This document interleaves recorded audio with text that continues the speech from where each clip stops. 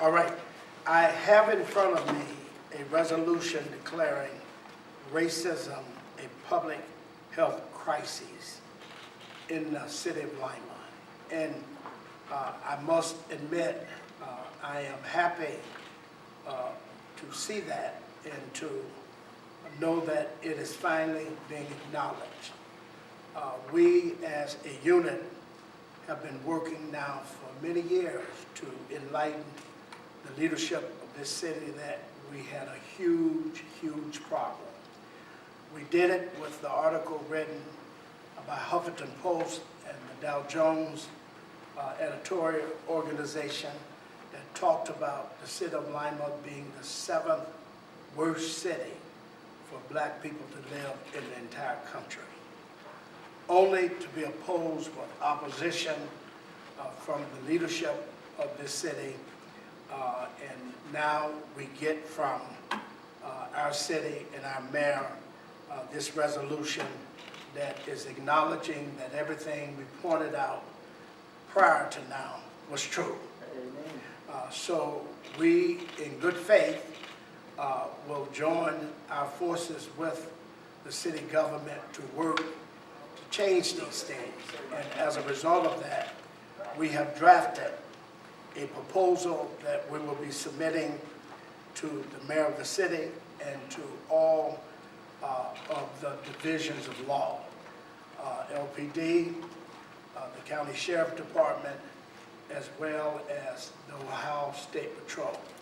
And I must admit, and Ray, who actually went before City Council some months ago, a year ago or so, and we requested an independent investigatory organization to come in and investigate accusations against law enforcement when there's been excessive force or things of that nature.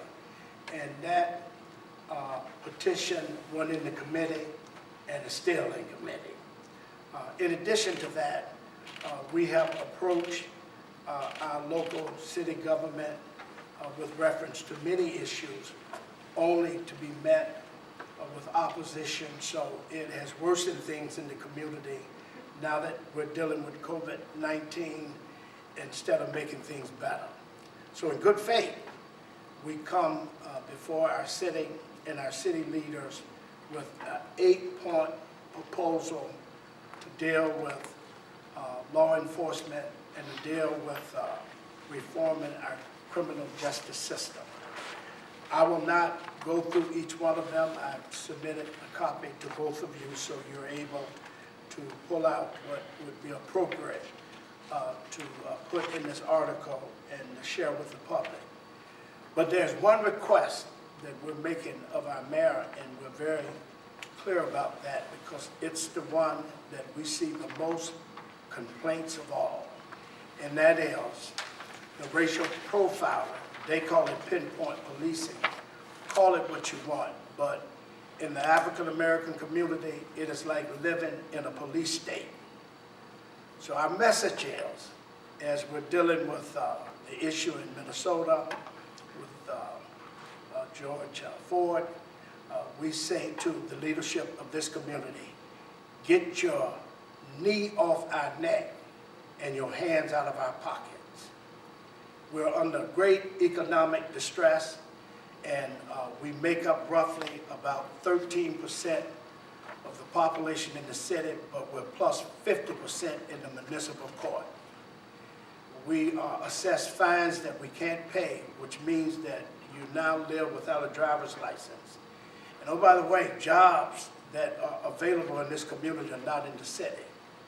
So if I have no license, how do I work? If I don't work, what do I do?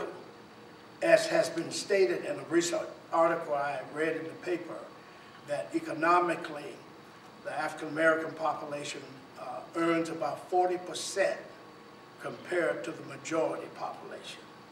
And part of it is the fact that high unemployment as well as underemployment, and then to be burdened with a system penalizing us through tickets and made up violations that people cannot afford to get attorneys to fight, and it buries this community. So we're calling on the mayor, even before we get to all points that we presented, and we will be presenting to law enforcement and to city government.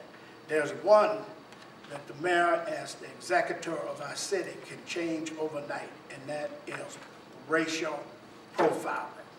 So we demand of the mayor, if you're serious about what you have submitted to us in these resolutions, then demonstrate it by dealing with the #1 issue that is affecting us in the African American community, and that is this so-called pinpoint policing, which does nothing but give police an opportunity to live in the black community and to stop everything that is moving.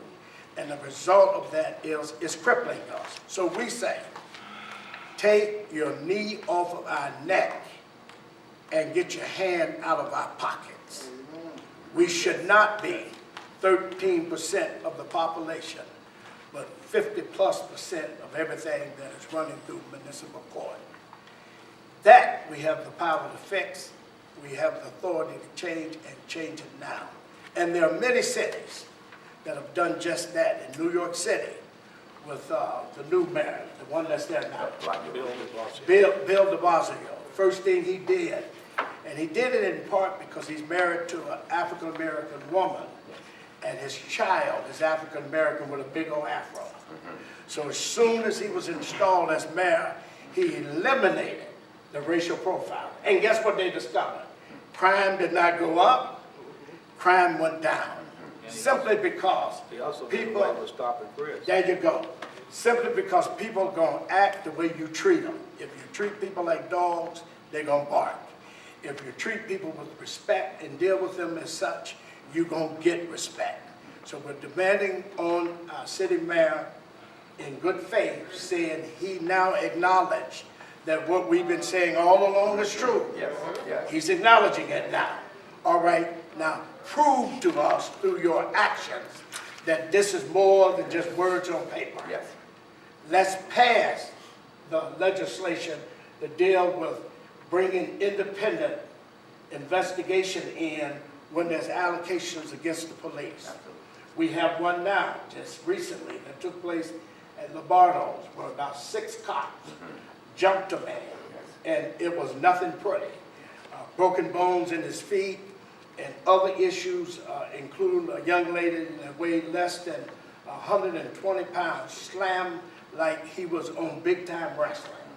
So there are issues that are going on that could easily end up looking like what we've just seen in Minnesota.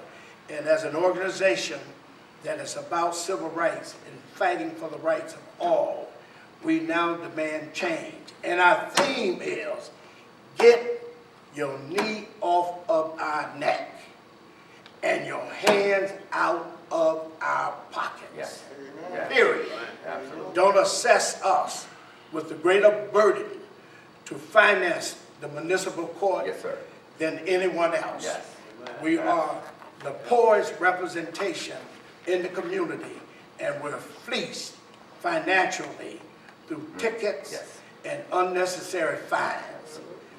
If you would walk up to a group of 5 or 6 young African-American men, you'd be hard-pressed to find 2 of them with a driver's license. So if the job's are outside the city, and I have no transportation and no license that allow me to drive to the job, what do? It doesn't work carpooling.